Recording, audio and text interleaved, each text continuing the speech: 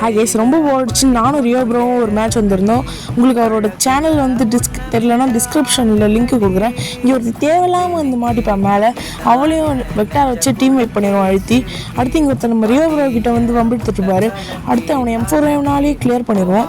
அடுத்து இங்கே ஒருத்தர் வேற ஒரு எனிமி கிட்ட ரஷ் அடிச்சிருப்பான். அவனையும் M4 முடிச்சிடுவான். ஆனால் அவன் டிமித்ரி போட்டுப்பான்.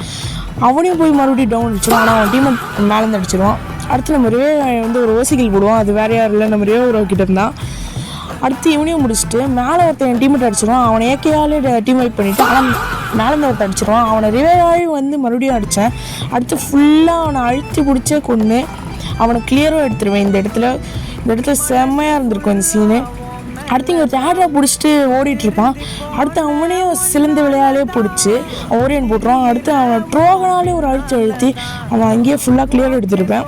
ஃபஸ்ட்டு நான் ஒருத்தன் தான் இருப்பேன். அடுத்து என்னையும் கொண்டுருவாங்க.